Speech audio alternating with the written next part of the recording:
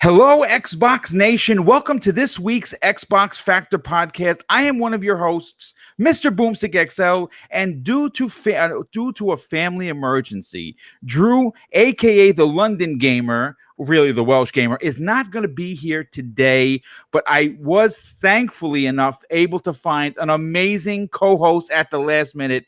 You know him as Zaymot from the recent appearance on the Iron Lords podcast. Not only is he a true friend, his knowledgeable in gaming is second to none. He does everything Destiny, which makes him a true guardian through and through. He finds himself yawning when putting down rookie fools in the Crucible. His love for Halo series is second to none, and his first-person skills are legendary, as big as the Master Chief himself. Please welcome Guardian Forte. Yo, what's up, Boone? What's up, chat? Always here to come to service to this great channel, and I will always be here if I am available. So definitely, Boone, this is going to be an awesome show.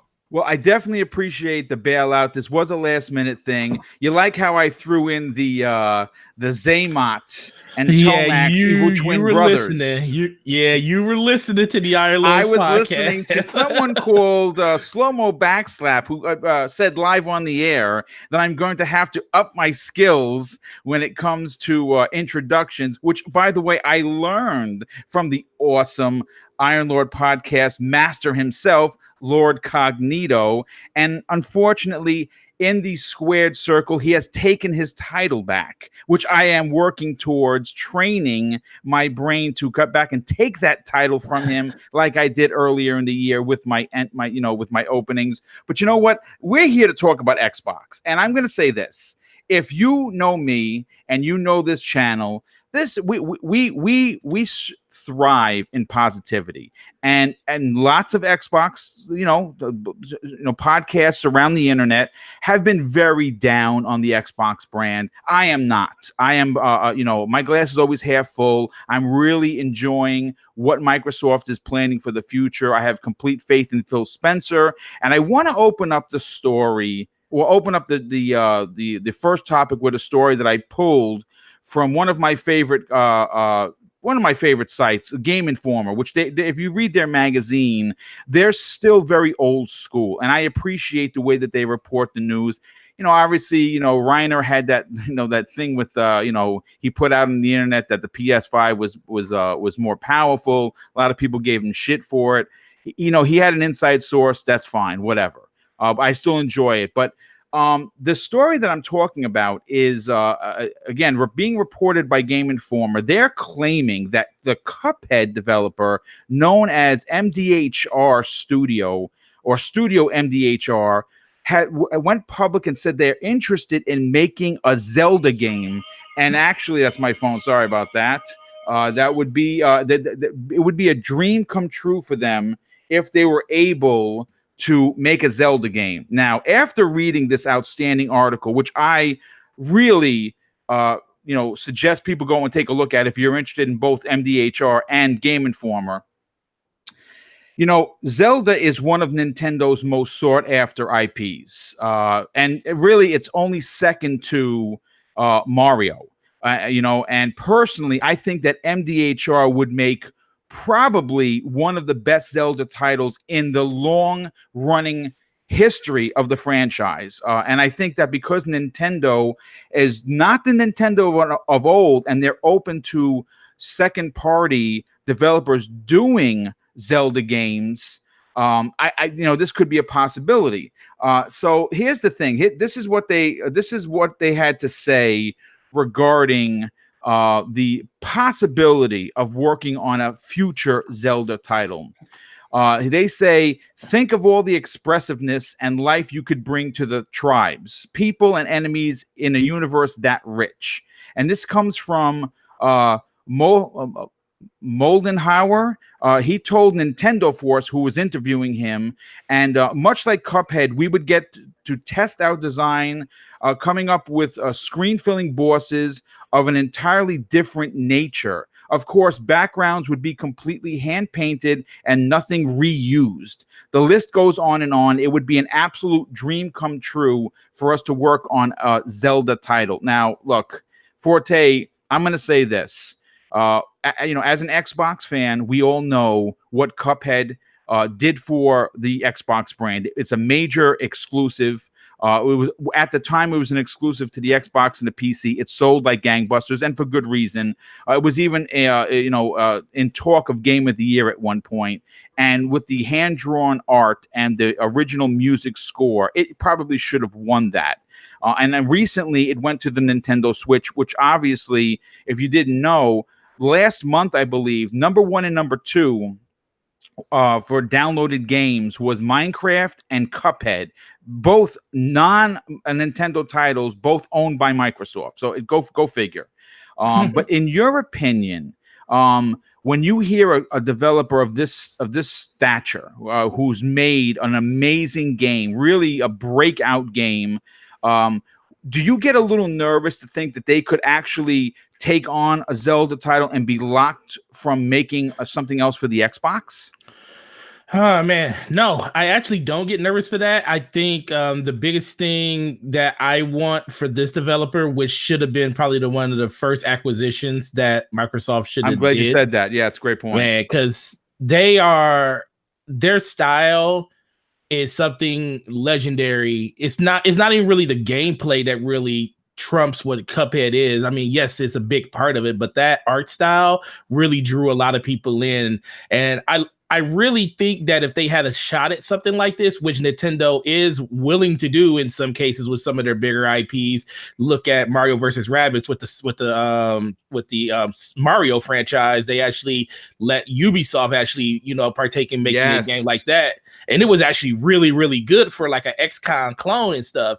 So when I think of just the opportunity that this game or this developer could have with a franchise like that, one thing that they talked about in the article was not reusing assets because everything will be hand drawn. Unbelievable. And just thinking of a world as expansive as a Zelda is, that would be incredible. Now, I don't think it would be like the complete open world like we have like a game like Breath of the Wild is, but we can get more of that traditional, like how Cadence of Zelda is, or even smaller titles going back to like the original like 1, 2, and 3 Zeldas, where it was kind of a more of a top-down situation and you can actually just make out everything as you're going through the world. I just think it would be an amazing idea. I wouldn't have a problem with a studio like this doing it because I know their talents would be going to a great use in a game like this. This is something that I think they can really thrive in, and especially knowing how hard Cuphead is, they can actually bring that type of ferocity to a game like Zelda. Master Quest is one of the biggest parts of a Zelda game, knowing that when you go through the game for the first time and then you have the second playthrough that is even harder than that first one, I think that's where the game would even shine even more. So it's pie in the sky. I mean, the only thing you can do is put your name out there in a hat and say, hey, Nintendo, we're interested in doing something like this. And if Nintendo is willing to let them do it, I think this should be not only their first choice, this should be their only choice. That's a great point. The Legend of Zelda is one of Nintendo's most revered franchise. I think it's safe to say that.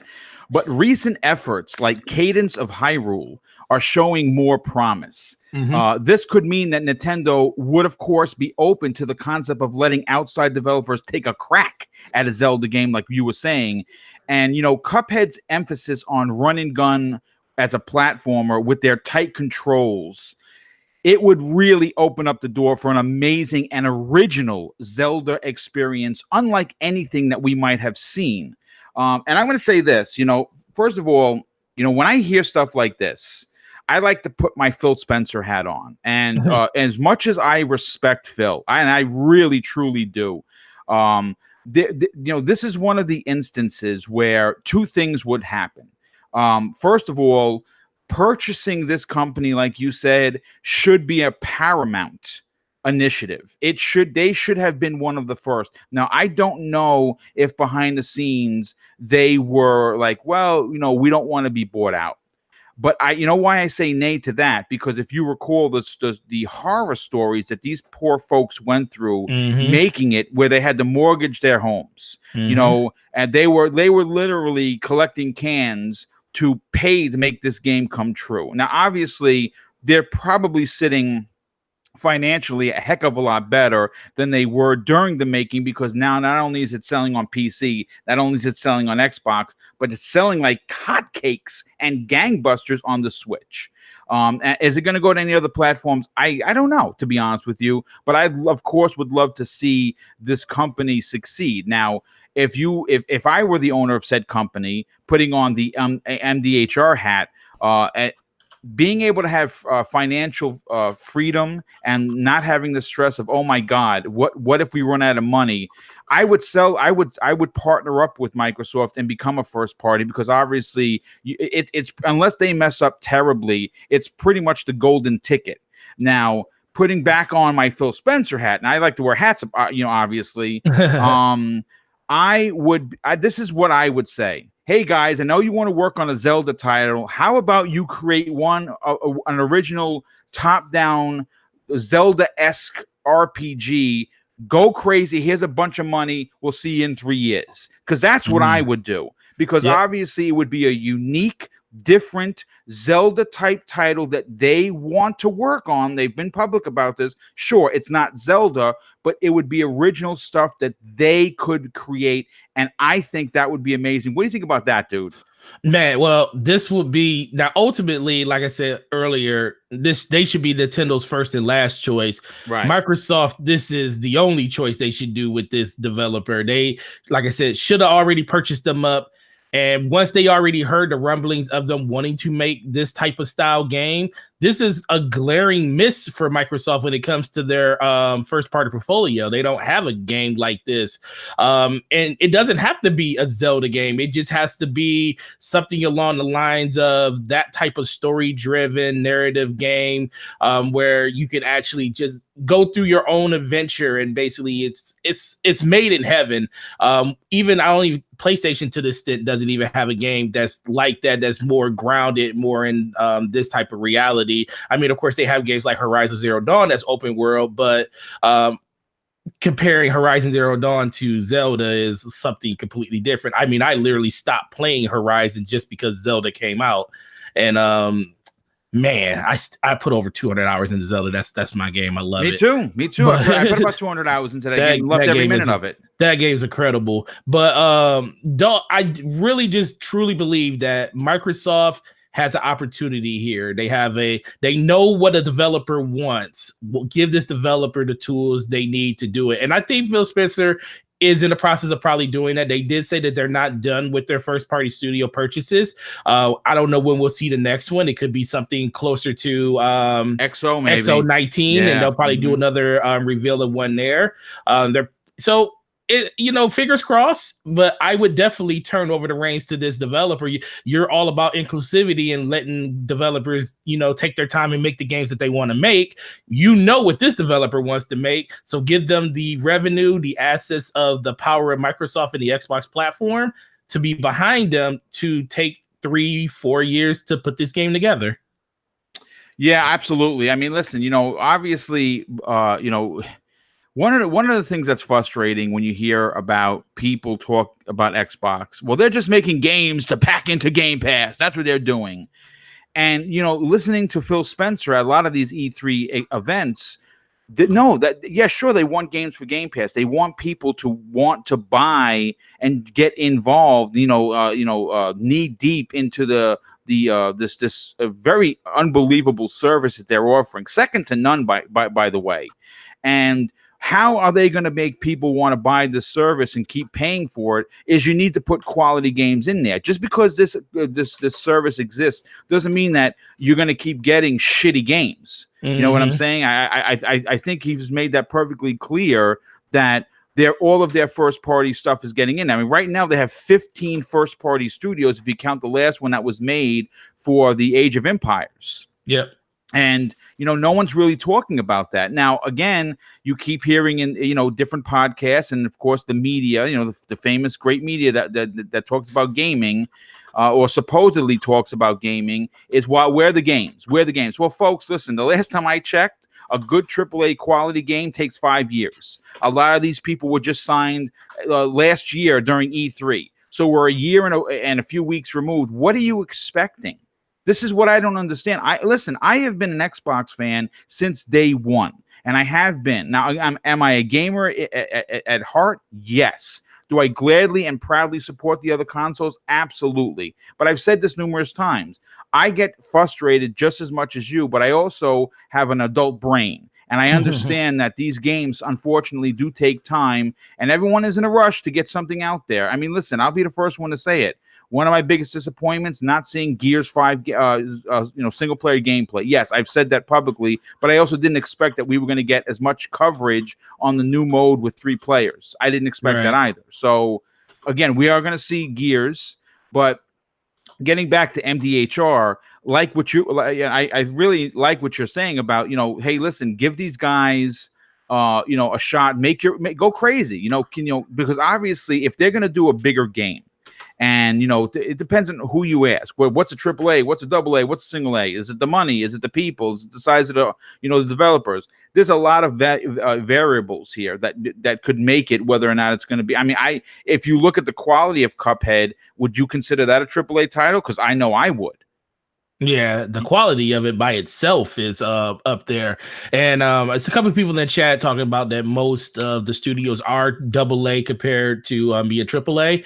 And the question I'll ask is that a bad thing? I mean, I don't think even Sony doesn't have all AAA studios. I mean, they have those standouts like Naughty Dog and like Guerrilla Games that are their AAA studios, but for the most part, all the rest of their studios are all AA. I mean, they just come out with some. And the thing is, I guess a AA game to some people is considered a little different. I would consider Hellblade a AAA game, but it was made by a AA studio. So it really just comes down to the reception of that game that's going to put it into a whole nother stratosphere where people feel like this is a AA developer that just happened to put out a AAA game. And isn't that what we all want from our developers? We want them to go above and beyond to make a game that we never thought they would ever make, something that will just captivate us and make us even more impelled to even double down with that developer going forward. Yeah, no, I agree. And we know that right now, like for instance, we know that Ninja Theory has a game coming out next year. I got a chance to see it up close and personal. I think it's going to be a big game. But we also know they're working on a single player, story driven game that you would find on a Sony machine, and we just have to give them time. I don't know how more I can stress that. I mean, people are getting frustrated because there's no bangers for the first party, and trust me, I am the biggest detractor of their downfall. Two of Microsoft's biggest Achilles heels, both of them, are the marketing department is at subpar at best. I'm sorry. They just need to be more aggressive, and they need to do things a little differently. And again, that could be a whole podcast on itself. And secondly, would be the lack of first-party games. But we're going to actually get into first-party because we're going to talk about a Phil Spencer interview with Kotaku where he talks about that. But I want to move on to the next topic. Tim Schafer. Obviously, you know who that guy is. He's the lead dude at Double Fine Studios. He obviously was recently interviewed where he was talking about being acquired by Microsoft. Now, obviously, Double Fine Studios is now a first-party developer, and I think that's a big get for them. He was being interviewed, and I have a couple of quotes that I kind of want to talk about. And the question was, what does this acquisition mean for Double Fine, a studio that famously is an independent studio? Will the studio's signature unique feel be rebranded? I doubt it. And obviously with Double Fine's roster of wonderfully weird titles, it's reasonable to think that there could possibly be change. But Double Fine CEO and president Tim Schafer was quick to calm those fears during this interview, and it actually had me in my seat cheering quietly because I'm excited. I've always enjoyed Tim Schafer as a person. Obviously when during E3 he came out and they introduced him and he's like, okay, yep, I'm gonna work on the next Halo, I'm gonna work on the next Gears, whatever you guys need me to do. And he goes, well, Tim, we're actually now obviously it's a joke and it's set up, but but he's funny like that. And he's like, okay, no, we're actually just gonna have you do what you normally do. And he's like, oh my God, okay, thank goodness, because I was lying. So I mean, obviously it's funny, and I like I said, sitting there watching it happen live in front of me, which was amazing. But this is what Tim actually had to say on the matter during this awesome interview. We weren't really looking to get acquired, but we were talking about other things, and Microsoft mentioned they were doing this with other companies, and those other companies seem like they have a very strong identity, like Ninja Theory. He continues with, these aren't companies that are looking to make money on Microsoft's products. We asked Microsoft why they were looking to acquire companies, and they talked about creating diverse, wide-ranging content for Game Pass. At first, though, Schafer had concerns about the studio's identity shifting on or that this move would result in less creative freedom. A lot of people were worried about that. And this is what he had to say regarding that. I was very concerned about our culture and identity. They explained the new way that they're doing these acquisitions with unplugged studios that are not integrated into Microsoft. They're left alone. They do their own thing and stay independent, but we are funded. Sounds like a good deal. Well, after reading this interview, what are your opinions on this acquisition? But more specifically, do you think that Double Fine Studios is going to bring something different and diverse to the portfolio of Xbox? Man, so when I was watching this during E3, I didn't think of Double Fine. Most people didn't think of Double Fine. This is like a complete and utter shock. And for me, it was a really good move because when they talk about diverse games, that's what Double Fine is. They're nothing but just bring out different, weird, and just games that you never really think of, just off the cuffs.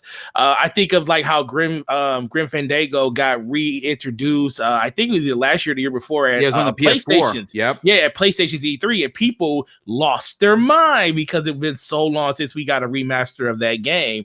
So that lets you know that the studio has pedigree. It just comes down to just funding to get even more and more out of them. And like a lot of people, like you said, Game Pass, they're not just making games just for Game Pass, but Game Pass is still the vehicle that's going to drive the narrative for Microsoft going forward. So having these type of games in there that cater to a multitude of different people is going to be the number one thing that Microsoft needs to do. That's the biggest problem that people saw with the platform over the course of this generation, and even parts of the end of last generation. Microsoft became so cookie cutter in just the approach that they had with the games that they were bringing out, Halo, Gears, and Forza. And then the last 3-4 years of Xbox 360, there was pretty nothing but Kinect games, which really drove a stake in a lot of people's hearts to move over to the PS4.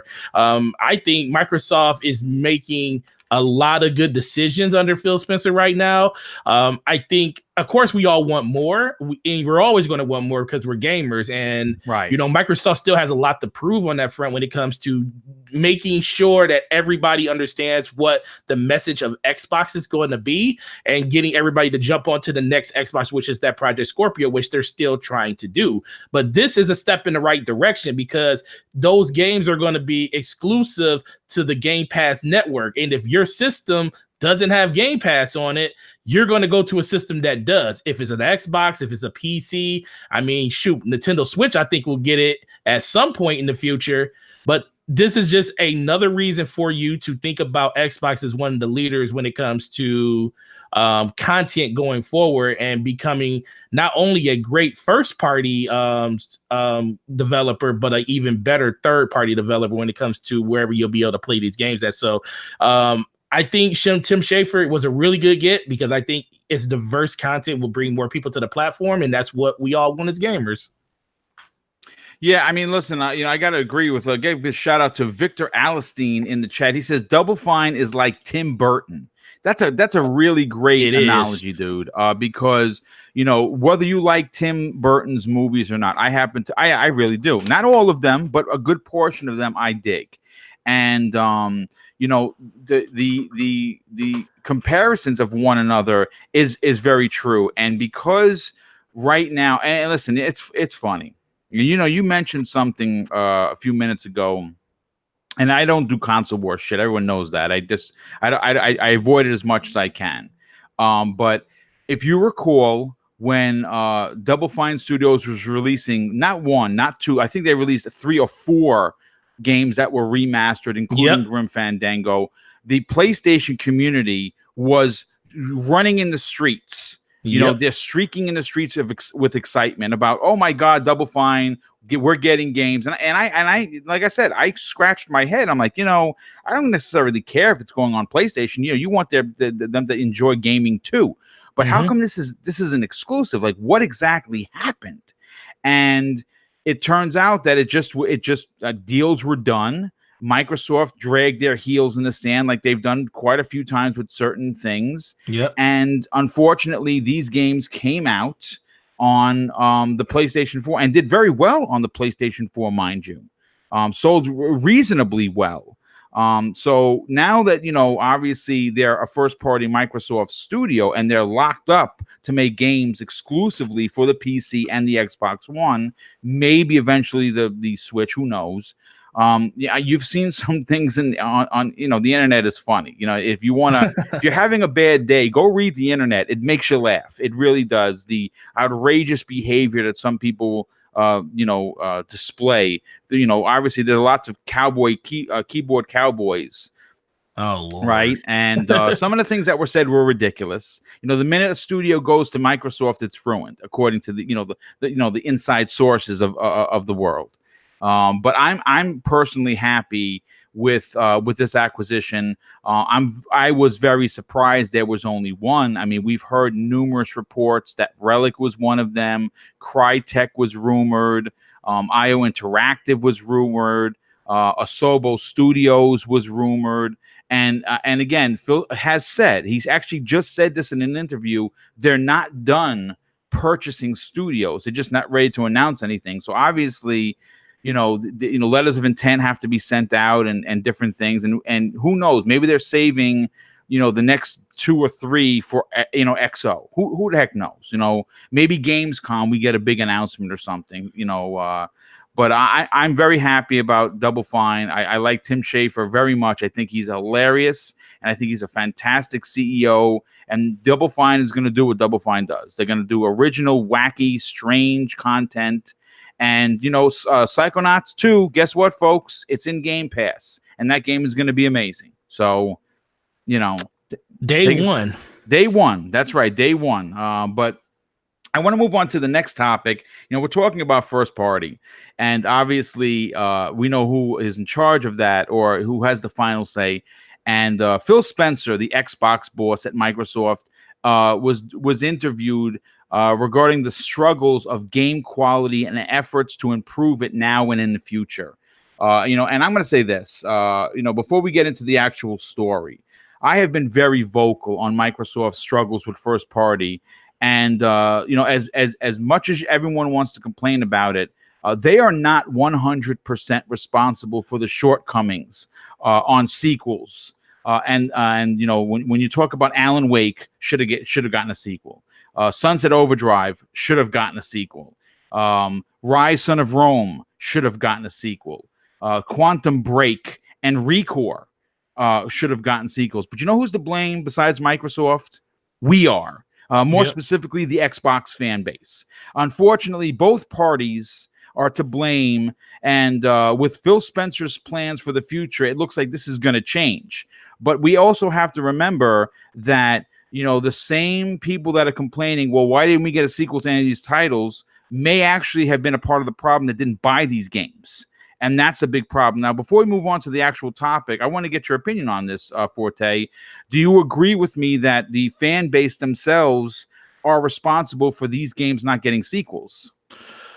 Well, you never want to blame the gamers when it comes to that, but in some cases, especially when it comes to just sales and the hype level of a game, you kind of have to look yourself in the mirror, especially this generation, because being an Xbox player and predominantly pretty much all my life, ever since, Xbox came out, we always talked about last generation in particular, how Microsoft first party was just way better than Sony's first party when it came to the games that they're bringing out. Halo and Gears were some of the most iconic things that was out there. We even had articles and people talking about how Gears of War 3 outsold every first party title that came out for Sony that year. And I think Uncharted was the big one. Uncharted 3 was the big one that year.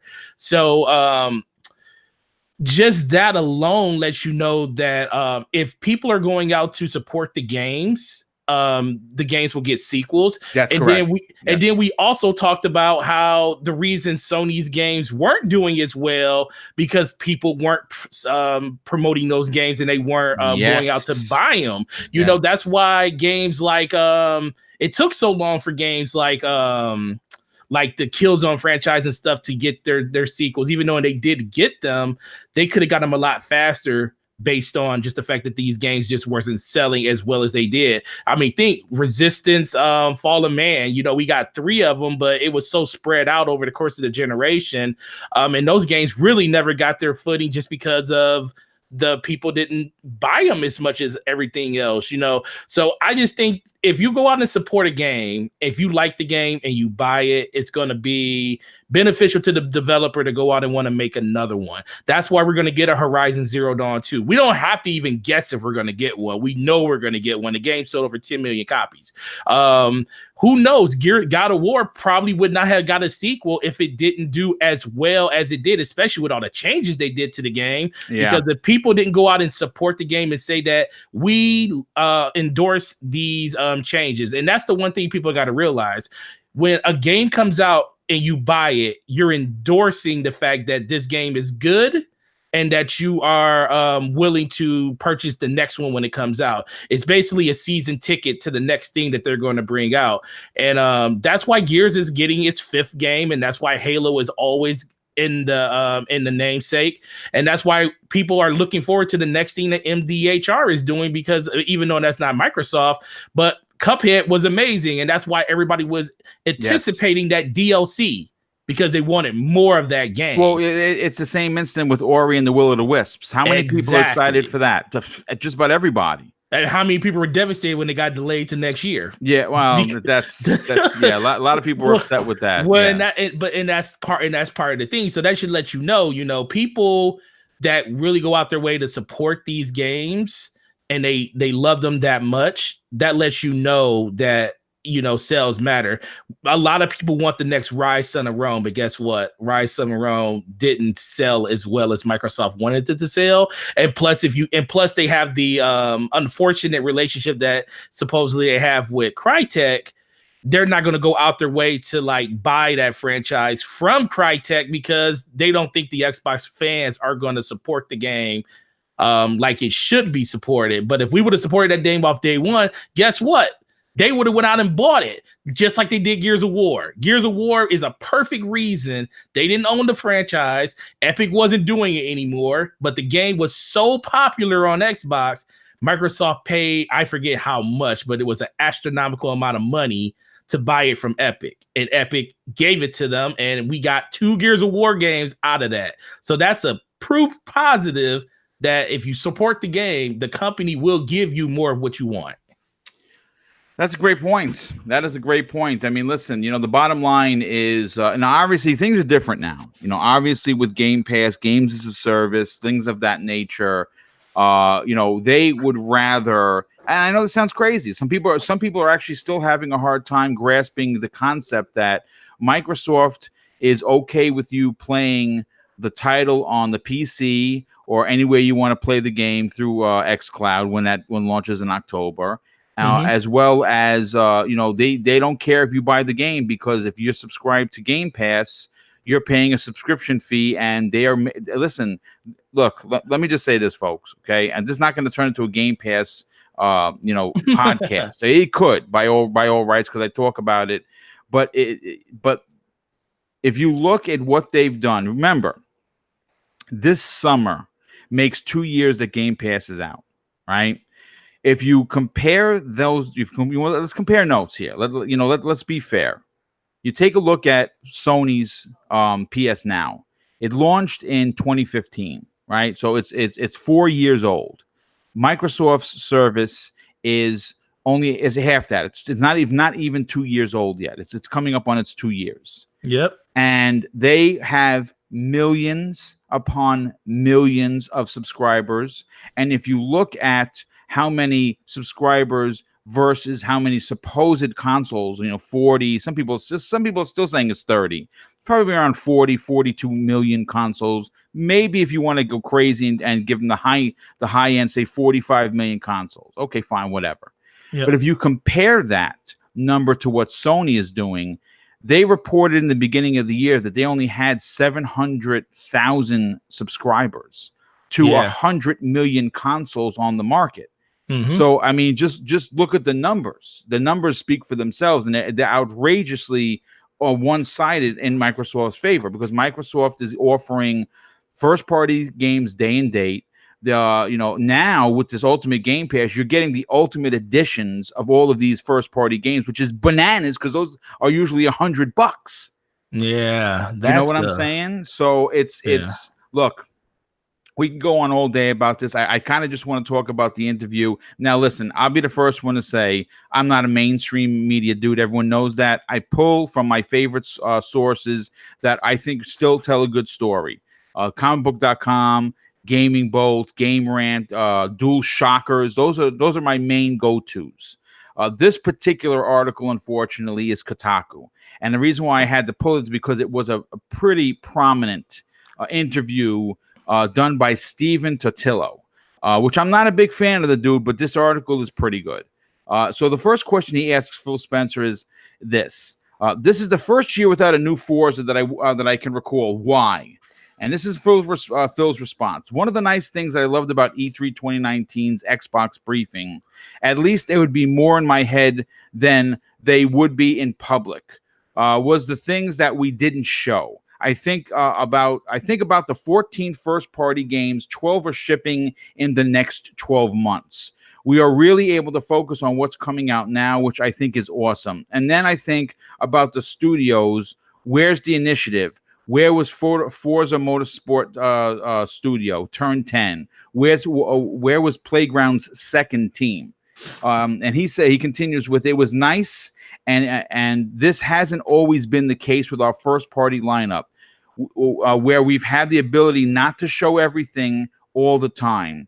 In the case of Forza, I want the team, just like we did with 343 Industries. We gave them time. We did what we had to do for Halo, giving them an opportunity to really think and have a creative impact when they launch. Turn 10 is similar. I want to give them time to think through their plans. I love what they do with Microsoft, with Motorsport, but you've got to be able to listen to your studios when they need time and they want to focus on more things, and you have more content. You have to be able to do that. So when you hear Phil Spencer, one of the driving points of this particular answer for this question was giving the studios time. Do you agree that right now that's at the forefront of what Microsoft is doing? Oh yeah, I do. And the one thing I really took away from that interview, outside of that, is, and I didn't even think about this at the time of E3. It was a great thing that some games that got left on the table. I mean, I know a lot of people wanted to know what Playground was doing. I mean, it's the worst kept secret ever. We know it's a Fable game, but we truly don't know it's a Fable game, but everybody pretty much knows that's what it is. And yes, would it have been nice to see that game? It would have been. Would have been nice to see what the next Forza game's going to be? Yeah, it would have been. But guess what? We didn't have that option in the past. We didn't have We didn't have the breadth of developments that we have going on that we do now. And it is actually very refreshing to know that going forward, there is stuff that we still technically don't know about, even though we read, we can peek under the hood every once in a while to get some type of glimpse of it. But officially, we don't know what these other studios are doing and what kind of games they're actually making. So I think this is a really good move. I think Microsoft took their last generation. I think they took their foot off the gas. Yes, I way agree. too early. Yep. Way too early in generation because they wanted to start making content for the Xbox One, which I can understand because you only had like 4 or 5 studios at that point because you had just lost Bungie, and that was a big loss for them.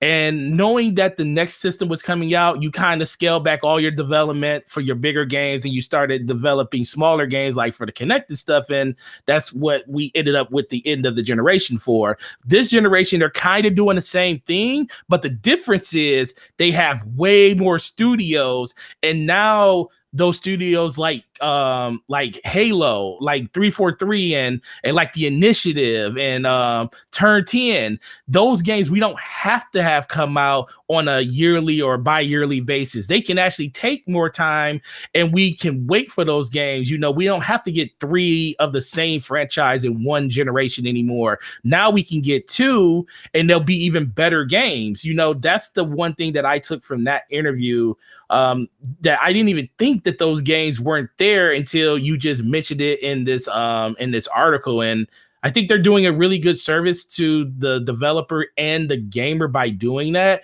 because we all want more content. We want as much content as we can get, but we don't always want it from the same developer. Sometimes we want different things to go with our milk and cookies every once in a while.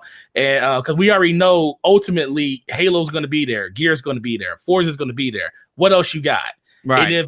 And then until that happens, we're willing to wait. Well, I mean, you take a look at what Obsidian is doing, right? You know, obviously the Outer Worlds is going to be a big game. Looks phenomenal. Again, in Game Pass day and date, right? Yep. That's amazing. It is a multi-plat, but that's because this game was already contracted as a multi-plat before the purchase. We all know how that goes. Yep. If the game does well and it becomes the Fallout New Vegas that we all hope it's going to be, then the sequel is probably going to be an exclusive for Windows PC and the Xbox platform. And that makes sense. At that point, if you're going to want to play this game, you're either going to have to play it on, you're going to have to buy the game either through wherever, I guess Steam, right? They're going to be having their games on Steam, through the PC, or you're going to have to go out and buy an Xbox and play it there. And I think that's what I think when you look at the big picture of all of these studios that they've purchased, that they're making games for multi-plats right now, but everything after what they're working on is out in the wild.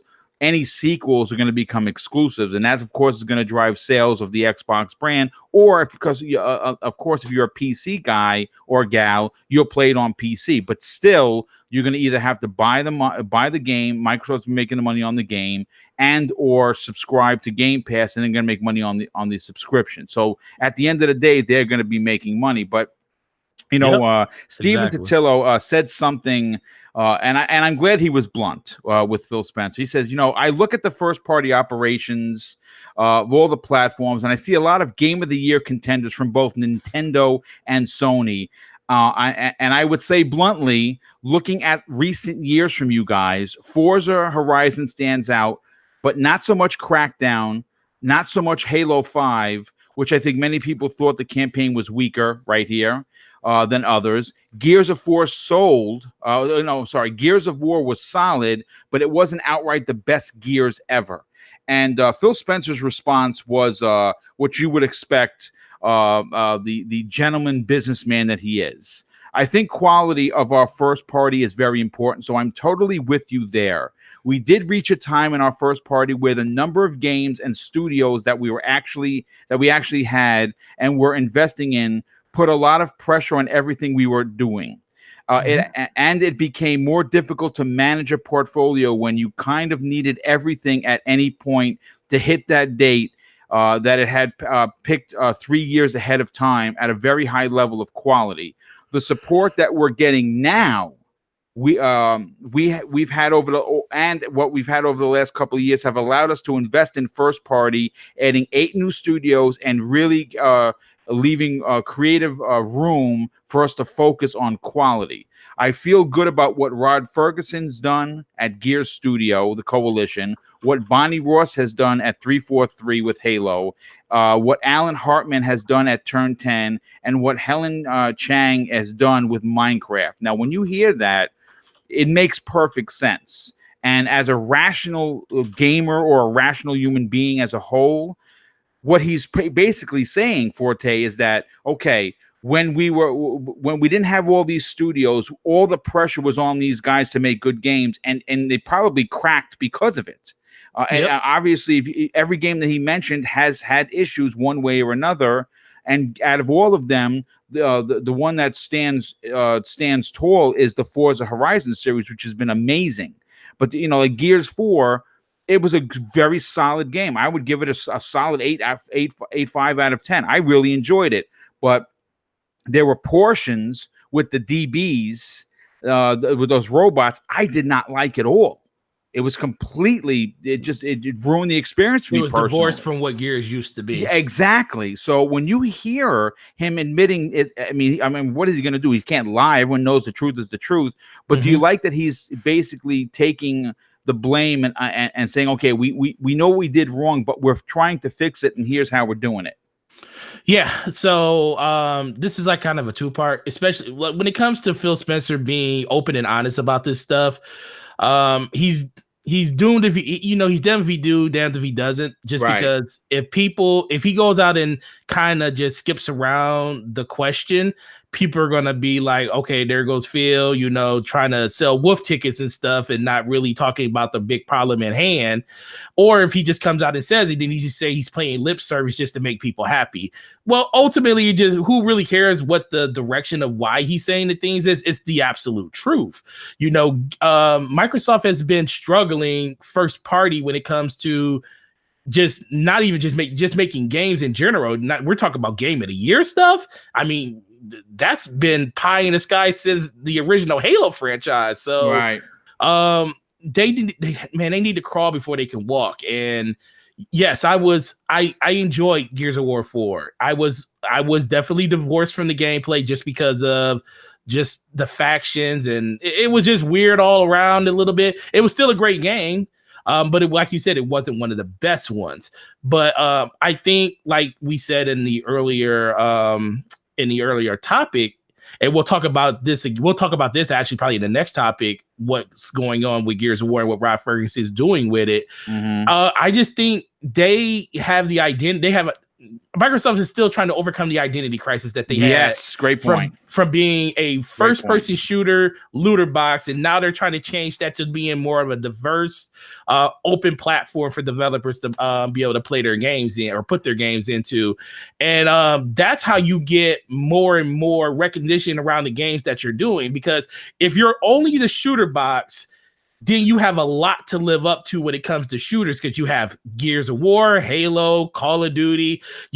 It's like you kind of get tired of just that narrative. So when a really good one comes out, it kind of just falls on deaf ears because that's what your system is all about. But now that we have this different diverse of content and we don't see shooters with every game that's coming out, now you have a chance to sit back and say and enjoy a game like Gears, because it's not like every other game you played is like it. Right. It's going to be something different. Halo is going to be something different compared to the last 2 games, your last 3 games you played.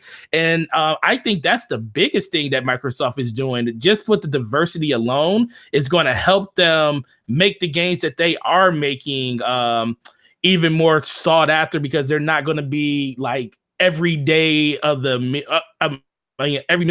mill games and stuff that people have been playing. So ultimately, it just comes down to people enjoying the games, and let the critics and let the fans decide what games are going to be the ones that's going to sit up on that podium on Jeff Keighley's show in December. and honestly, I do think Halo has a chance because they're going back to the essence.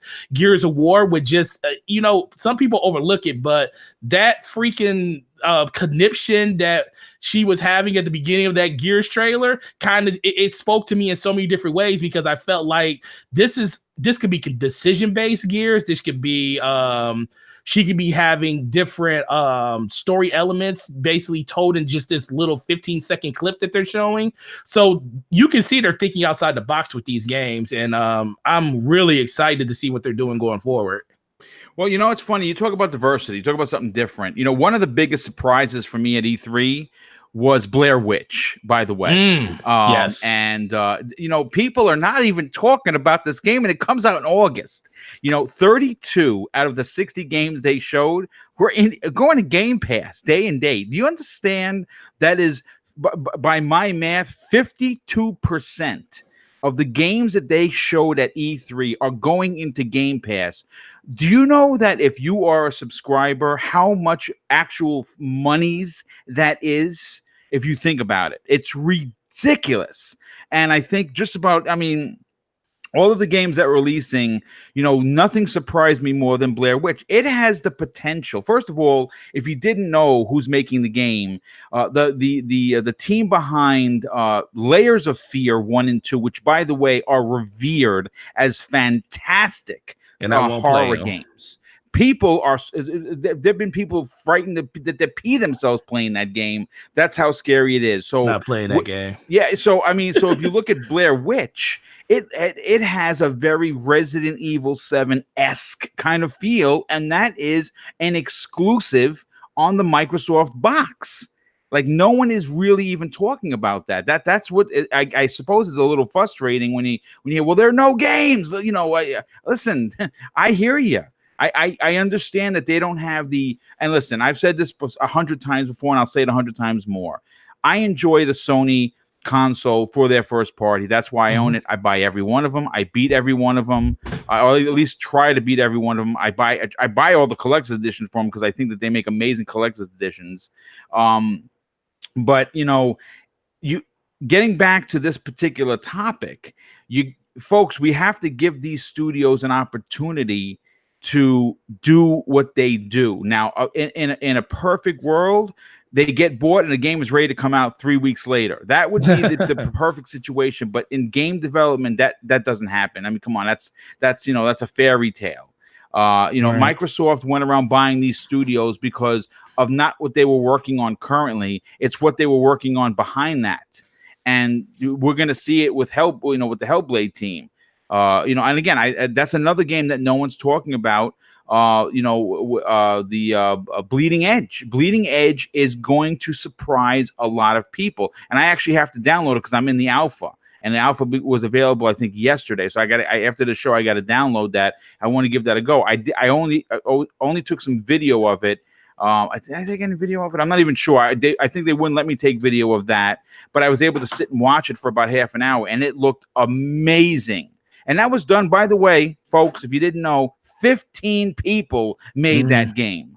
Their B team, which I can't stand it. But we're actually going to talk about Bleeding Edge a little later. But, you know, closing out this particular topic, you know, obviously there was a lot to unpack here. And I think both you and I did a really good job of explaining, you know, Phil Spencer's mindset during the interview. There was one additional question I kind of want to talk about. It says here, Totillo asked him, so you're speaking to what you're privy to with where they're going with games that I haven't played yet. And Phil Spencer responds, yes. Even in the past, Rod building a studio with a coalition and Bonnie spending the time bringing Master Chief Collection to PC. It's not all about PRing what you're. Okay, let me just start again. It's not about PRing you about whether all the studios are great or not. I think I see now with Matt Booty running first party, and that the number of studios that we have and the number of games in development, I don't feel I need to announce things at a wrong time in order to win some rating systems somewhere. I feel I can give teams the time they need in order to get the right creative positions in place so they're building the game that they want to build. And when things require more time, we now can afford to make sure that we're giving each one of these developers the right amount of time that they need. Now, with that particular closing out this topic, how powerful is that of a statement from Phil Spencer? It's really powerful. I mean, the biggest thing to just grasp on just that in general is that excuse me. The biggest thing just to grasp from that in general is just the fact that he's being genuine in what he's actually talking about. This isn't something that Phil Spencer, just over the whim talked about, just in this one interview. This has been a consistent conversation he's been having for a long time now, honestly. Just wanting this type of, just wanting the studios and wanting the company to be looked at in this manner is one thing that I think is really great. And I think if you're an Xbox fan, you'll love it because it's just going to mean you're going to get this type of stuff going forward from them. People want them to shut up a lot when it comes to the things that they say. I actually enjoy the things that they're saying because it kind of keeps me informed and lets me know what the company that I enjoy playing with is always thinking. So I think this is something that just continuously needs to keep on happening over the course of especially with his tenure there and even going forward. I agree. I absolutely agree. Listen, a lot of people have different opinions on Phil Spencer, and that's fine. Everyone's entitled to their opinion. You can say it as much as you want, as long as you're not rude about it. Exactly. I think that there's a way to say you dislike or like somebody without being a D-bag. I'm sorry. That's just life. And I want to keep up with Phil Spencer because he made a lot of news recently, so much so that your co-host Enrique did on Saturday one of these brat attacks. Yep. And I want to talk about that. I want to talk about it because I jumped on with him, and it was him, it was Enrique, myself, and Clowns, and it was great. It was a great conversation. Yeah, it was a good show. A lot of positive talk, a lot of adult talk was involved, but I wanted to talk about it on this particular show because he's getting a lot of negative press over it. And what's crazy, it's coming from a lot of the Xbox fan base, which has me blown away. Now, in this particular article, of course, now Kotaku themselves, I believe, is the one that initiated this, where the lead line for this is that Phil Spencer says that Xbox Live is not a platform for free speech. And of course, the internet broke open like an egg. You would expect that. And, the article continues with head of Xbox, Phil Spencer, jump-started a new initiative vowing to create a protective environment for players and has been very outspoken over the last few months about the intention to make Xbox a safe home for gamers that is devoid of toxicity, as much toxicity as possible. And in this recent interview, Phil Spencer further discusses the idea of Xbox and Xbox Live as an inclusive place for gamers on a universal scale, though there does not exist limitations to Xbox as a platform altogether. Now, before the hashtag fake outrage warriors and right-wing patriots come out of the woodwork, let's understand exactly what Phil Spencer is talking about. And I again, I got to bring this up, folks, and I'm sorry that if this bores you if I do. As a former New York City police officer who was a youth officer for more than 3/4 of my career, let's understand that hate speech and bullying is a real thing, okay? The fact that the head of Microsoft or the head of Xbox has this project means that he takes this stuff very seriously, and so do I. I've seen it firsthand what bullying does to people. And social media as a whole is considered the Wild West, in my opinion, with little to no overseeing from the companies that should be held responsible for horrific situations that occur due to harassment and bullying. And with the article, it continues, having written a recent blog post outlining the forthcoming efforts to battle toxicity and all around unappealing behavior that goes beyond simple trash talking after a game of, let's say, Apex Legends or Fortnite.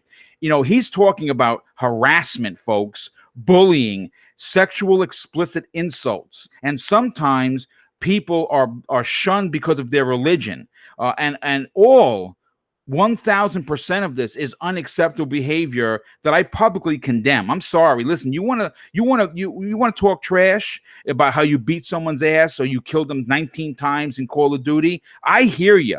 But the minute race gets involved, you're out. The minute that sexual explicit talk gets to because maybe it's a female and you're being nasty because you're just an asshole. I listen. I'm sorry. I think you should be banned. I think you should be bounced off of Xbox Live. Trash talking is one thing, Forte. Taking it to a level of race, creed, color, sexual orientation, or otherwise is absolutely unacceptable. And that is what Phil Spencer is talking about. Here's my question to you and to the chat. Why is this misconstrued? Yeah, because somebody in the chat, Sano and Elite just said in the chat, hate speech isn't free speech. The biggest thing is he has a platform that he has to protect. Yes, and their customers that come along with that platform. And there's customers that come along with that platform.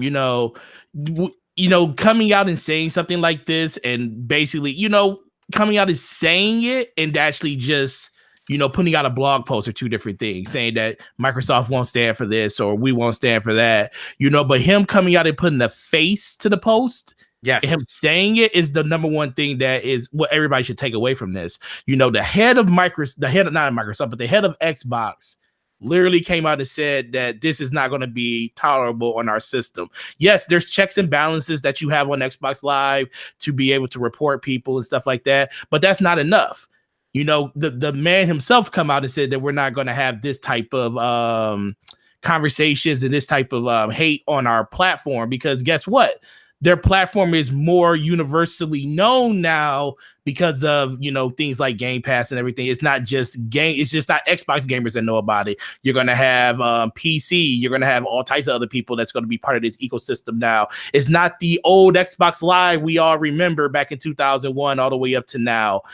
So they have to put these checks and balances in place to basically make sure that everybody is playing on the same equal playing field. And if you're one of those douches that just want to get out of hand, trust me, they will deal with you accordingly. And you're going to be checked. You just won't be part of the platform no more. And trust me, most of us put way too much money into Microsoft's pockets for them to take it all away from us for being idiots on the internet. And that's the biggest thing that I see going forward. Social media is a plague right now because yes, it's a really cool place for us to interact with each other and intertwine and have conversations and meet up and talk about games and stuff. But guess what? The other side of that is people want to shit on every good thing that a person does, or if something heinous or crazy happens, like happened to the Nintendo guy. Yes, I can't think of his name.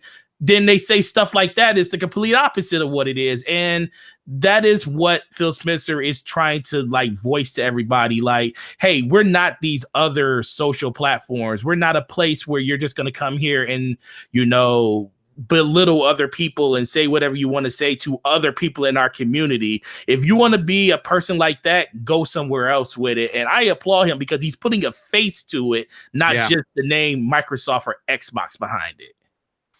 Well, look, let me just say this. I say a lot. This was going to be a hot topic in the chat, and I actually had one guy just one guy actually just told me to go basically F myself, pretty much, which is hilarious because obviously I've been very upfront about defending Phil Spencer's decision to be the first big developer / publisher to make this extremely bold move. But I got news for everyone.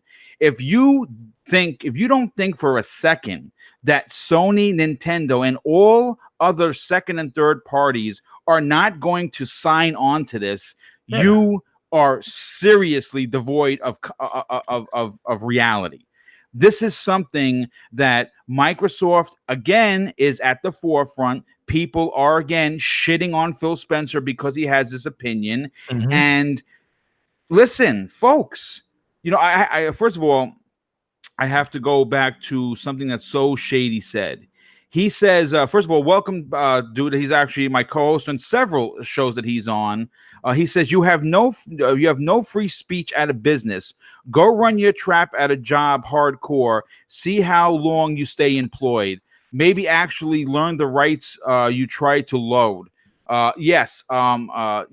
I mean, obviously, if you were worked at a business and you came in there and you started yelling obscenities, whether they're curse words, racist related, sexual orientation related, or whatever, you guess what, folks? You're freaking fired. Bye. Beyond fired. You're out. And you know what? Phil Spencer has a responsibility to the millions of people that pay for the service. He has to protect their customers. So here's my question to you, Forte. Why is it that no one considers the millions of customers possibly being offended? And we're not talking about, you heard, oh, he's a snowflake. I called him, I said F you, and he cried. No, that is not what he is talking about. He is talking about exactly what I mentioned earlier, the horrific part of social media that people think, again, keyboard cowboys, or in where I like to call them, cowards, because I can guarantee you that almost 100% of these so-called keyboard cowboys defending this bullshit would never say that in someone's face, because they'd get their teeth knocked out. But they're very quick to say it over a safe microphone, or easily say it in text to someone because they don't like somebody. Before I get your opinion, I don't want to forget this. J-Force Games with the outstanding $5 super chat. He says, sad that people take Phil's words and turn them around to make him sound like he's the bad guy. That's a great point. It seems, and you said it earlier, it seems that whatever he does, he's wrong all the time. So in your opinion, do you think that all of these other third-party and second-party developers, as well as the other big two, are going to be signing on to this? Yeah, they're definitely going to sign on to it. I don't think the biggest thing is I don't want to make it seem like Phil Spencer is the catalyst for this. I think this is just something that every company wants, but in this hot social media climate, they don't really know how to go about doing it. And I think Phil Spencer just did it the way you need to go about doing it. The one thing about social media now, people react to instantaneous stuff coming out, and him just saying this the way he said it lets people know, like, hey, we're not even going through Microsoft PR. I'm just going to say this in a straight up interview. This is how Microsoft is. This is how I feel. No filter, no script. This is what's going on. And that's what I think most other developers need to do. Now, they're going to sign on just because they're going to say we back Microsoft. They're not going to say we back Microsoft, but they're going to pretty much say the same exact thing, because Xbox isn't the only place this happens. It happens on every platform. And there's a reason Jim Ryan a long time ago said we're protecting people from platform. We're protecting the children. Protecting the children. But guess what? It was real funny. It was real funny because the people that you were supposedly protecting the children from is the same company whose boss just came out and said that's not even tolerable on our system. So why would that be tolerable on anybody's system? So everybody's going to implement something like this. It's already pretty much being done in the background. They just probably haven't said anything yet.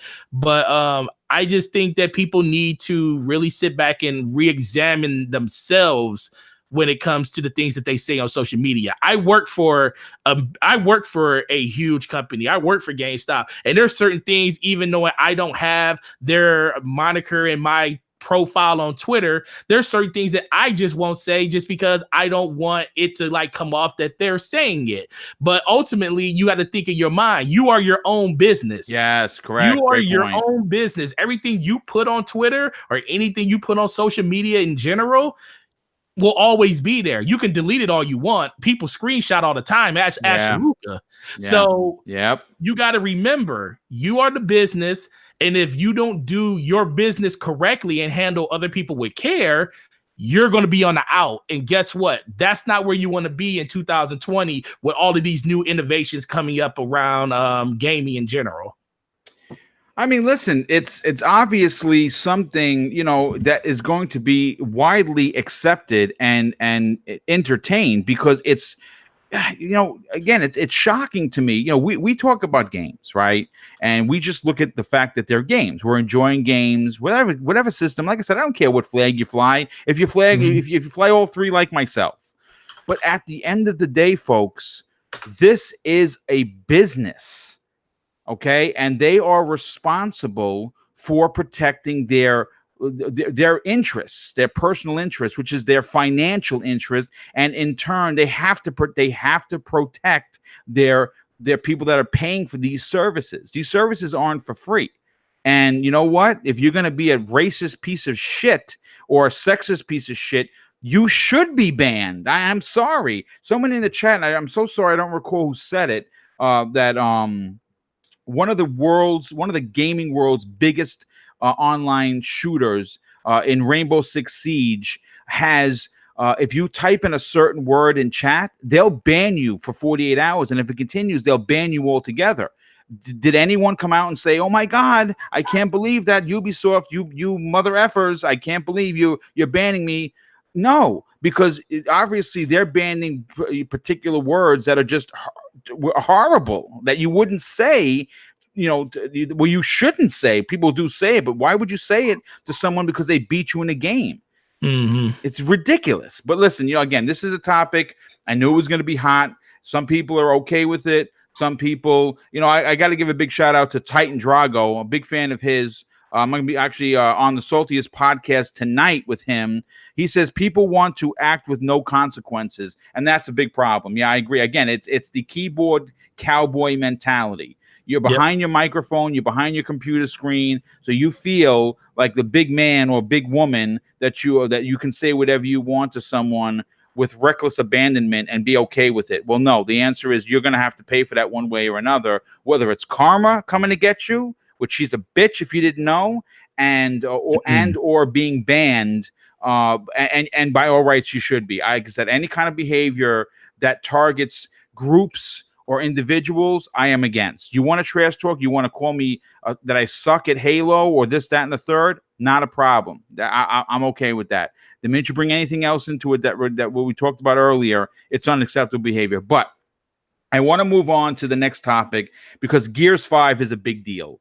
And the developer recently had an interview. Of course, we're talking about Rod Ferguson, the head of the coalition, that this particular Gears is much more riskier than the last one. And to be honest with you, this excites me. I've been calling for change in Gears for years.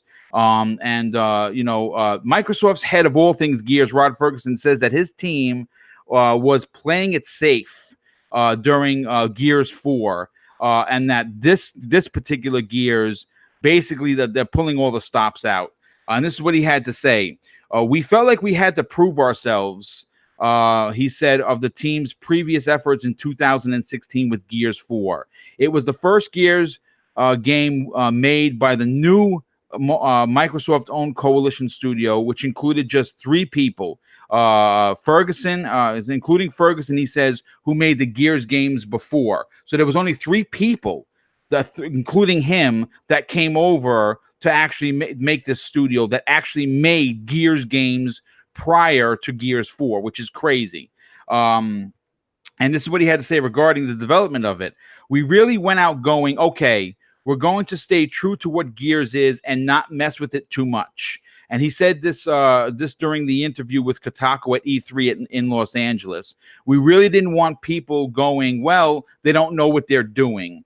And he continues with, and what we got instead was like, there's not enough innovation here. We sort of took the feedback about that, and we trust you. Please go push it. That's someone else made a comment, regarding Gears. And so we really brought that to Gears 5. And I'm going to say this, obviously, September 10th is going to be here very soon. And the Coalition has several betas planned and content reveal for the next couple of months, which is not really, it's only, I think, 2 months away. There's no doubt that September's Inside Xbox is going to be dedicated to everything Gears, and it should be by all rights. And I'm going to say this publicly, and I'll get your opinion on this next, Forte. I'm glad that we're not getting the same old Gears that we have in the past. Change needed to happen in one form or another, and allowing for a more open world opens the possibility to more single-player content to extend the gameplay after the main campaign is done for gamers like me. Like, I don't play Gears, the PvP. It's great, and I know a lot of people absolutely love it, but it's just not my bag. I like this. I like Horde, playing with friends. I like the single player playing co-op, and I think what we're hearing now is there's going to be 3-player co-op being added to Gears 5, which is pretty cool. And I like the other online social modes. I don't like the versus mode. So for me, the most important thing with Gears has always been its single player campaign, which again, like I said publicly, I was a little disappointed that we didn't get a chance to see it, but we're going to see it sooner than later. So, in the past on this particular show, we've talked a lot about Gears, and it's always a good thing to discuss again, which is why it's a topic. And I thought it would be interesting to talk about. In your opinion, for someone who is an Xbox fan, you enjoy Gears, are you happy that Rod Ferguson took the criticism from 4, where people felt like it wasn't innovative enough, and they're basically, taking the shackles off of the developers, saying, okay, we're going to go crazy and we're going to give you something that you've never seen? Because he said that this is not your father's Gears, and I'm happy about that. But what's your opinion on that, Forte? So to go back right before that, what you were talking about, how they wanted to play it safe with Gears 4, and I think they kind of had to play it safe with Gears 4 just for the simple fact that the last time we saw Gears of War was Gears of War Judgment, and that was like probably the most splintered the Gears of War, the most splintered the Gears of War community was ever since Gears of War came out. It was the first Gears of War that didn't have Cliffy B behind it, and which was the creative mind behind Gears of War. Yes. So I think they had to prove to everybody that they can make a Gears of War game when it came to Gears of War 4. Pretty much like how 343 is still proving himself with Halo. Yes. So that didn't surprise me that Gears 4 was the way it is, but it ended up being still a great game. I just think they could have pushed the envelope a little bit more, and that's what it looks like they're going to do now. I think this is the evolution that a lot of people are going to be looking for from a Gears when it comes to the next franchise, the next section of the game. We had the Marcus Phoenix saga. Now we look like we're in the Kate saga, which the next 3 games are going to be mostly about. And like I said, I was more intrigued with the cinematic that they put at the very beginning of that trailer. It showed psychosis and just her transformation for going through different ways that she was interacting probably with the game. It could be a multitude of different ways you could read the beginning of that trailer. And just with all the other stuff that we know about the Holocross and everything that she has, it's something I'm really looking forward to. And I'm even more engaged into the single player than anything. I've never been, just like you, a big Gears multiplayer person. I do indulge in it and play it, but it's single not my player go-to game though. I agree. Yeah, the single player is the bread and butter for me. That's why I played Gears of War. That's why I fell in love with it. And guess what? I want to get that old scary Gears back. When I was Gears 1, when you were running through just different areas, you would get the bejeez going through some of those areas. It was just like how Halo was with the Hive, not the Hive, but the Flood and stuff in the very first one. You were uneased when you were playing the game, and I don't think at any point in Gears 4 was that was the case for me. I felt like I was just going through the game. I enjoyed the game, I enjoyed the story, but it didn't impact me like the first 3 Gears of War did, and 2 was probably the most impactful to me of all of them. But I think Rob is heading in the right direction. This is it's not a make or break. It's not a make or break for Gears of War, because I think Gears of War is here to stay. But this is their chance to have that God of War moment. And I hate to say God of War because that's a great point. Because I keep saying that too. Yes. And that's the closest comparative, because people hated what they did to God of War in the beginning. And then the game came out, and it became people like, okay, I like Kratos. And exactly. I love him. It became the best game that people played, and now you got people wondering why God of War wasn't that way the whole time. So this is what Gears needs to do. It needs to change the formula. We're not saying take rodeo run out the game. We're not saying make shotguns not the focus of the game anymore. But the way you tell the story, that camera angle, it could be a little bit more tweaked to make it a little bit more even intimate more than it is. Right. So the storytelling, anything they can do. They have a wealth of knowledge. They have places like Ninja Theory that has psychosis people in their office to actually tell them about stuff like that. Yes. And I swear Kate is going through some of that stuff, it feels like. And they she's definitely gonna be the big bad, dude. I think to close out this trilogy, she's gonna be the big bad for sure. She's gonna be the big bad. So they have an opportunity to dive even deeper into that well and bring even more to the forefront than they done. So I think this is a great idea, and I think it's much needed in a franchise that's going into its 5th game, or actually 6th game at this point now. Technically 6 if you count Judgment, which I like Judgment. I know people didn't like it, but I actually really enjoyed Judgment. But it was the one that splintered the community. Yeah, it did for sure. No doubt about that. And listen, you know what? One of the other modes that people aren't talking about is, when you talk about Halo, you talk about Forge. There's a Forge type mode coming to Gears. Yes, and no one's really talking about it. If I don't know if the coalition's really talking about it. I know it's been mentioned, but that's going to be a big deal for this community. I mean, think about that. You're going to have your friends making levels with challenging one another to beat the level, and it has the potential. I'm going to say this right now. It's definitely, without having played any of it, other than or seen any of the actual gameplay past the escape, this is definitely going to be in the talks for Game of the Year. It's going to be a big deal. I know people are like, "Oh my God, they're not showing it," so I'm worried. Don't be worried. They don't want to. I got a chance to talk with Rod Ferguson at E3 for a few minutes. It wasn't. I didn't like sit down and have a beer with Rod. You know what I'm saying? He was signing autographs. He signed one for me, and I just talked to him for a minute or two. And he says that the reason why we're not seeing as much, and that they're going to do these static releases in content, because they don't want to spoil some of the surprises that they have. So I'm okay with that, because there's going to be stuff that's going to blow me away, and I cannot wait till September 10th.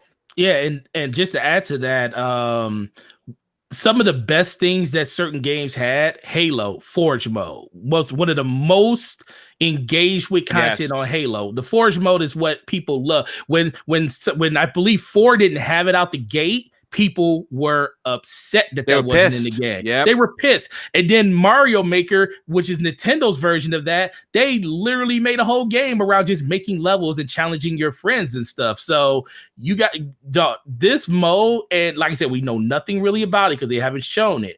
But this mode has the chance of being the thing that really separates Gears apart from everything else, because not only do you have the single player community, you have your multiplayer community, but then you have the creative community, and that's the one thing that I think games like Gears is missing, because even Forza has a creative part of it where people make cars and stuff for people and take pictures of them. So I think that will be something that they can really capitalize on with this game. Yeah, it's going to be very interesting. Like I said, it's probably going to be one of the biggest games for Microsoft released this year, no doubt about that. And it's going to be very interesting to see exactly what we get. Again, I understand that it's not going to be Red Dead Redemption 2 open world. I think that would be ridiculous. But it's going to be definitely God of War semi-open world, where there's going to be areas that you can discover if you are a curious type gamer. Some people are just going to go A, B, C, D, beat the game and keep it moving. Not me. That's not the kind of gamer I am. I like looking at every corridor. I like to find every cog tag. I like to try and find new areas. Hopefully there's going to be some sort of a side mission mode where you can be like, okay, listen, the main mission is here. It's on the map here, but there's a couple of side missions you can go that tells a further story. See, that's the thing. I didn't read any of the Gears books. I didn't read any of the comics. Now, I collected the comics. I have them in storage. I just never read any of them, unfortunately. And, if you're not a person that reads the novels, you don't know about a lot of the world, the surrounding world of Gears, past the burnt out cars and broken down alleyways where you find the cog tags. You turn around, you come back out, and you keep doing the mission. I want a little bit bigger. I want to explore the world. I'm glad that we're going to get different areas. You're going to get a snow area. You're going to get a desert area. You're going to get a forest area. I think that's dope. I think that's exactly what the franchise needed, that kind of a shot in the arm. But I want to talk about another game that we mentioned earlier. Bleeding Edge like I said, if you didn't see the video of it, I encourage you to go to YouTube and watch some of the gameplay video of this title. It looks, like I said, it's definitely has the potential to be like a big esports game. And being I'm an old school kind of a gamer, it reminds me a lot of Power Stone. And if you're not sure what that is, that was an amazing game on the Power Stone 1 and 2 for the Sega Dreamcast of all places by Capcom. And it reminds me a lot of that. But, in an interview recently, one of the Bleeding Edge developers, which I don't have their name yet, I'll come up in the story, could receive some great single player campaigns in the future. And the fact that this is being discussed indicates that Ninja Theory will be supporting this new Microsoft IP for quite some time. And obviously, Ninja Theory's new IP is the first exclusive from Microsoft that they're doing. And I don't think people really put any weight to how important that is. We haven't had a new IP since 2015, folks. And I understand that, you keep hearing it. Well, it's the B team. It's not the team that did Hellblade. Well, guess what? They work in the same offices, folks. Then the one is not on a desert island and the other one is living in the high life. That's not the way it works. They are working together. This team is just a lot smaller. It consisted of 15 people, and they've really grown. They have 25 people working on this game now. Holy shit! But what I have to say is, the importance of Bleeding Edge for the Xbox platform cannot be understated. It's, again, the first new IP since 2015, and being that the Xbox platform's claim to fame has always been its strong multiplayer, it seems like it's a shoo-in.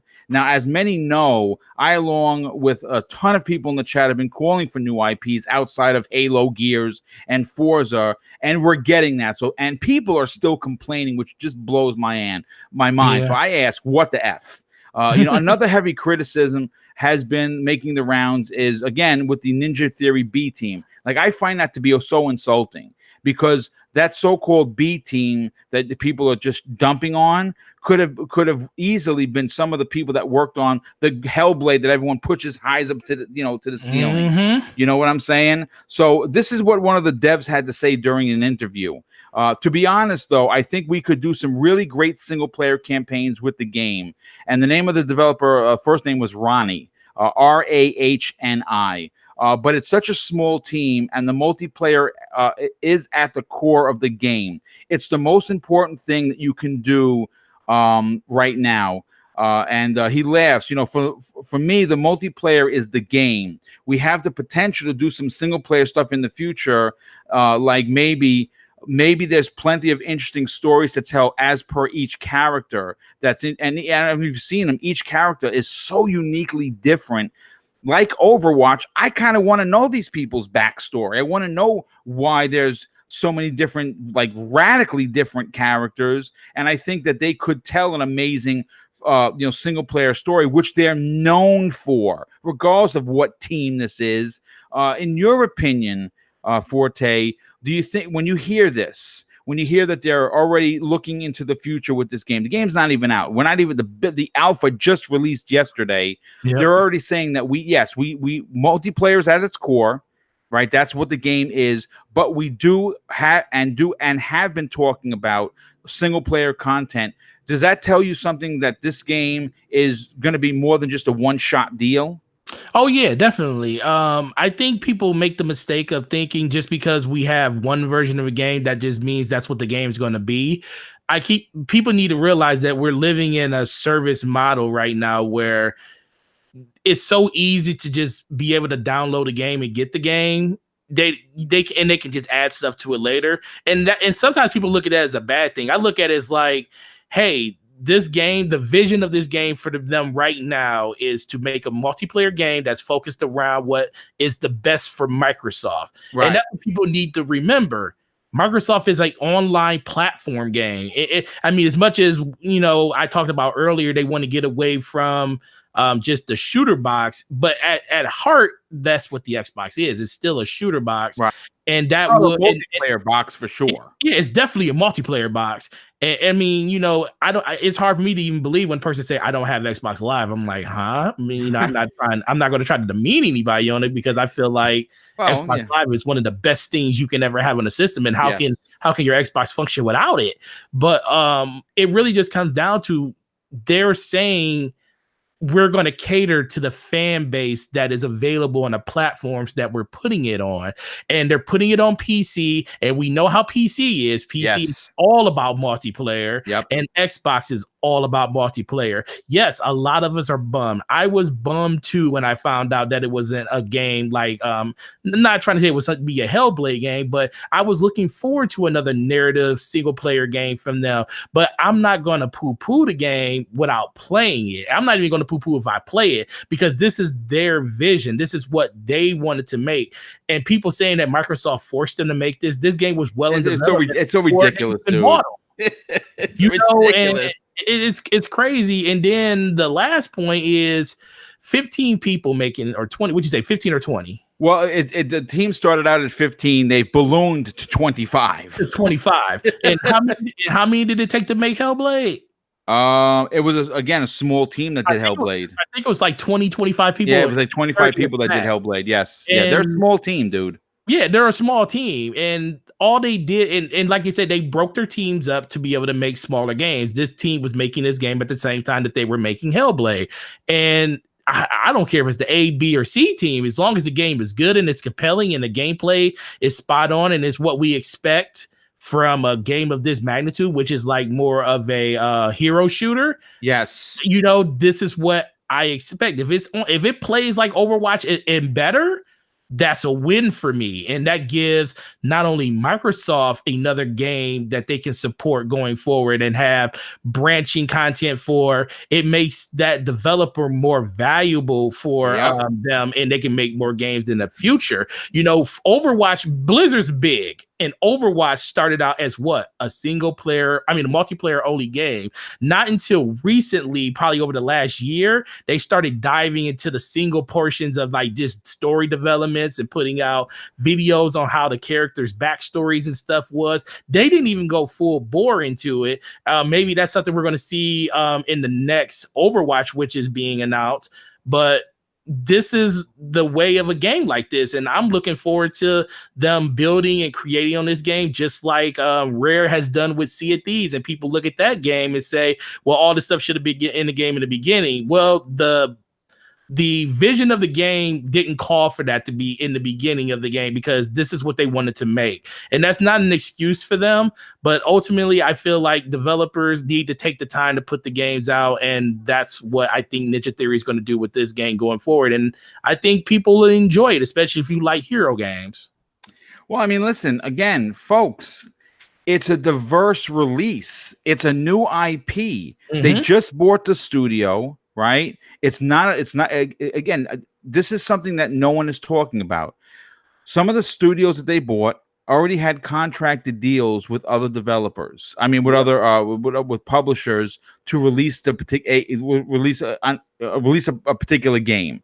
You know, the Outer Worlds is one of those games. Like a lot of people are like, well, you know, big deal. You know, they bought the studio and then it's going to every platform, so it doesn't matter. Well, you know, folks, it kind of does matter, because Microsoft is going to be making money from Sony fans and PC fans. So they don't care. They're making money. And like I said, because this is the same team that did Fallout New Vegas, I have a strong opinion that this game is going to be something special, and that a lot of people are going to clamor for a sequel. When that sequel comes out, guess what? It's going to be an exclusive to the platform. Same thing with Ninja Theory's games, right? They buy the studio. This game was a passion project. They ran out of money. They couldn't finish the game, so it sat on the shelf. Now they can finish the game because they're being funded by Microsoft. And guess what? It's a new IP for the console. And people are still complaining. Like, it blows my mind. You're getting a new IP. Oh, it's not the IP that I want. It's not like Sony's games.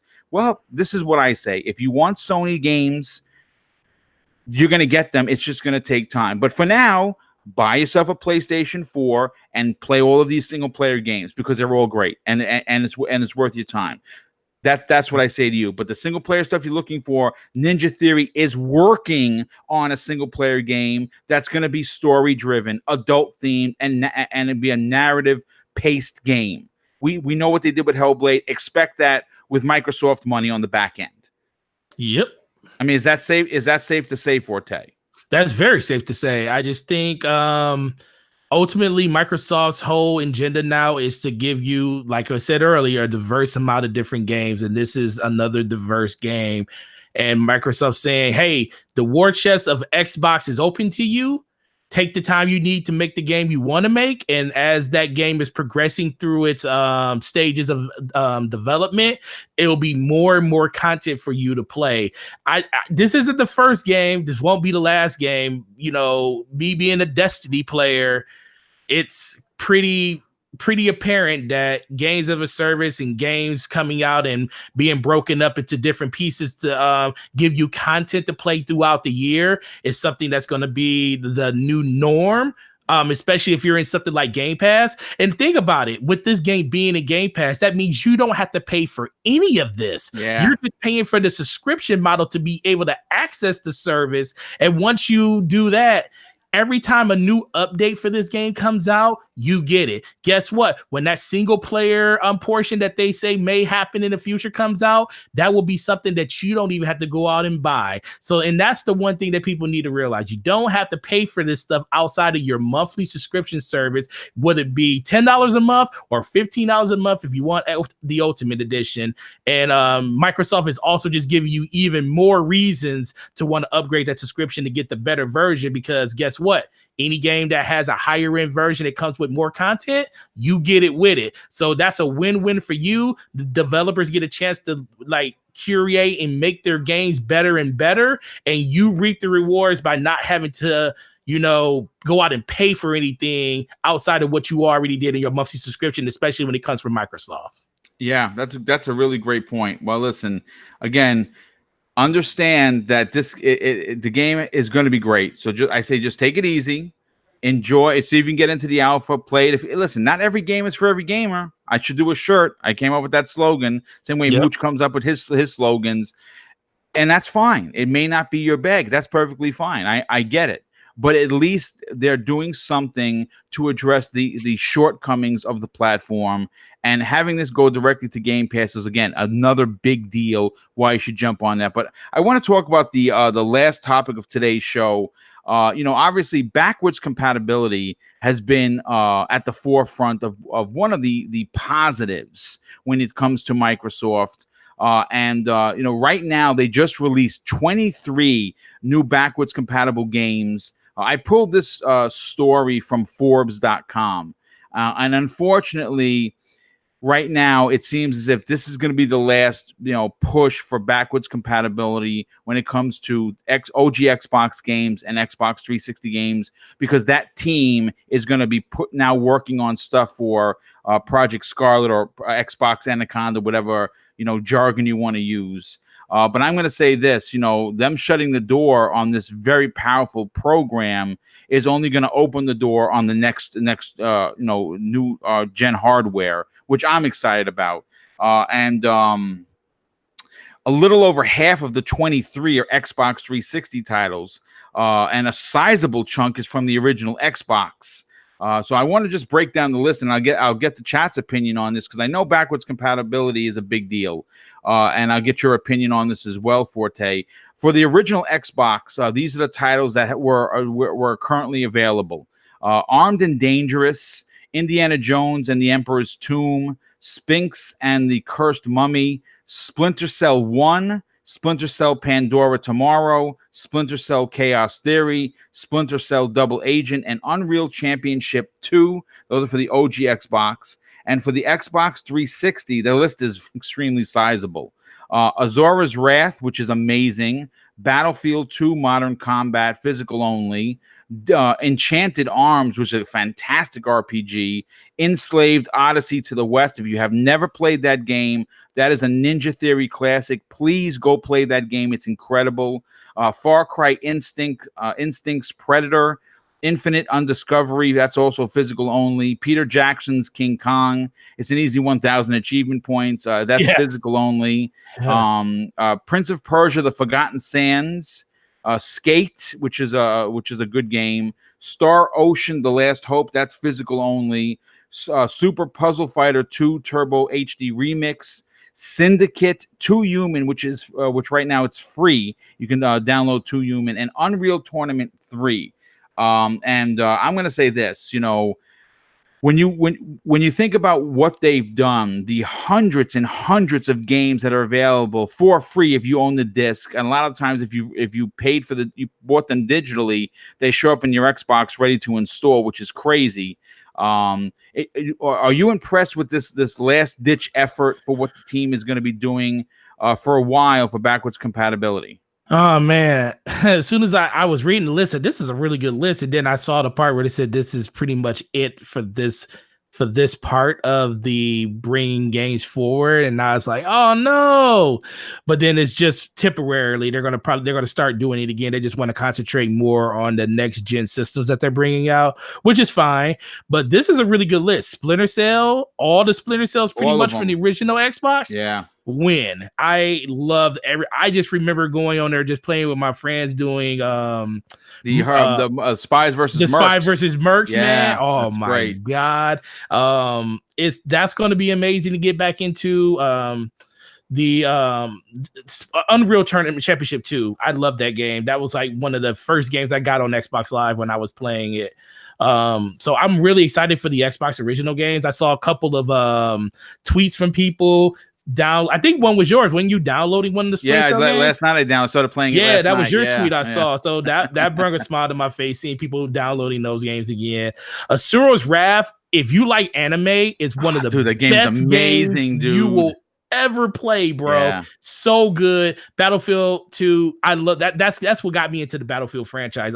That's honestly where I started kind of waning in my Call of Duty love when Battlefield 2 Modern Combat came out, because it was the first Battlefield game I've ever played that wasn't on PC, and I enjoyed that game a lot.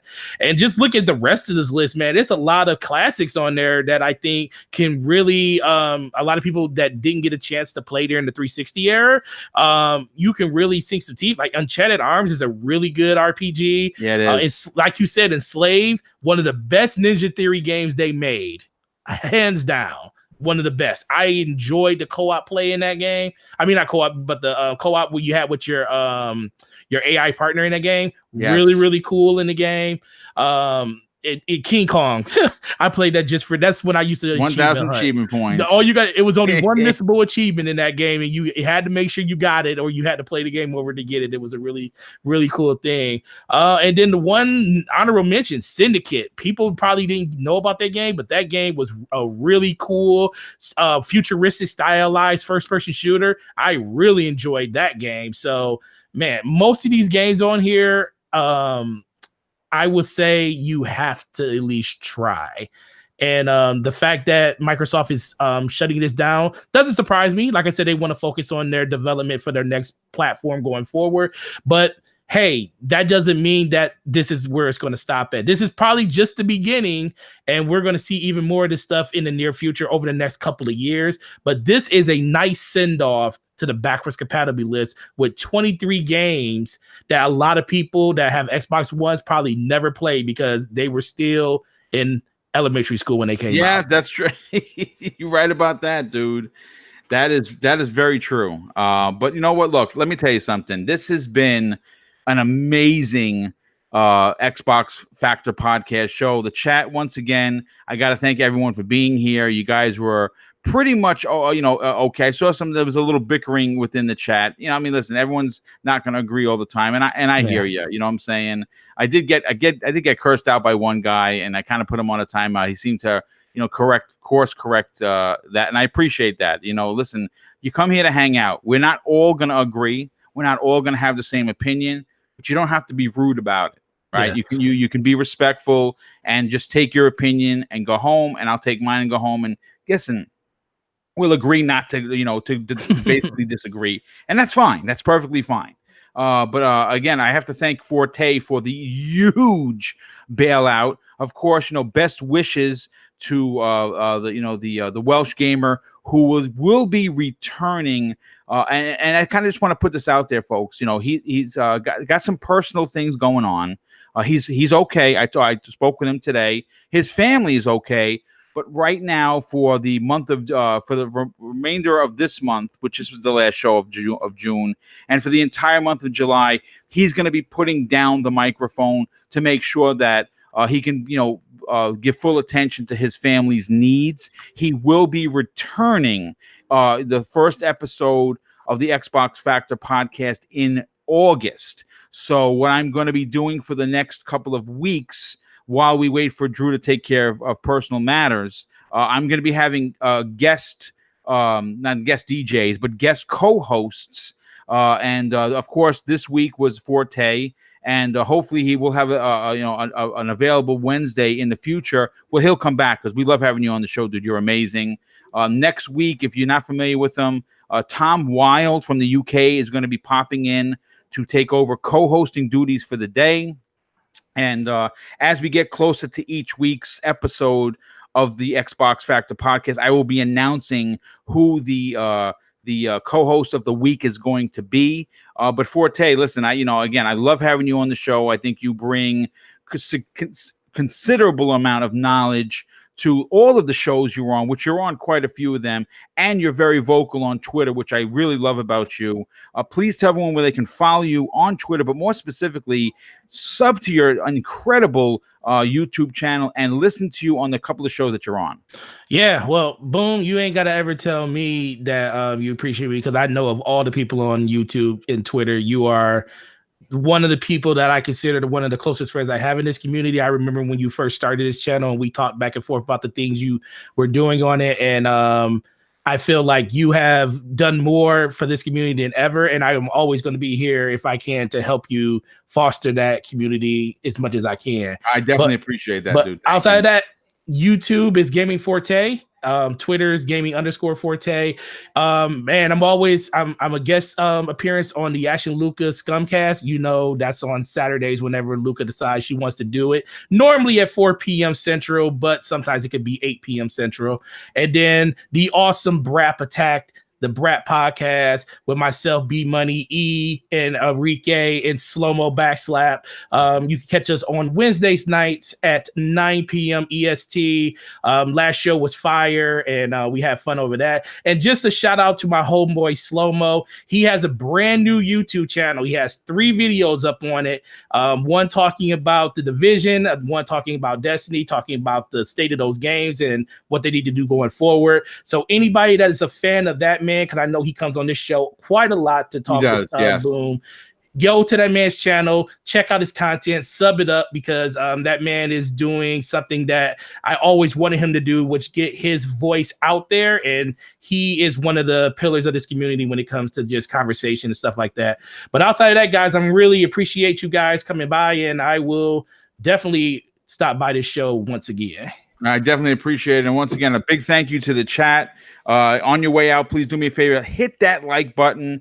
And if you're interested and you don't mind, share this on social media. Let other people know that the show went live. If they want to listen to it on the replay, supply the link. It would be greatly appreciated. Any growth help that you guys can do for me personally is fantastic and very much appreciated. But I want to say again, thank you for everyone being here. I hope you enjoyed today's show. It was an absolute blast from start to finish. Have a great day and enjoy gaming. Remember, treat people how you want to be treated, and it doesn't cost anything to be nice. I'll see everyone tomorrow morning on the newest episode of Breakfast with Boom. The guest list is packed, and I'll be making an announcement very shortly. Have a good day, everyone. Take care.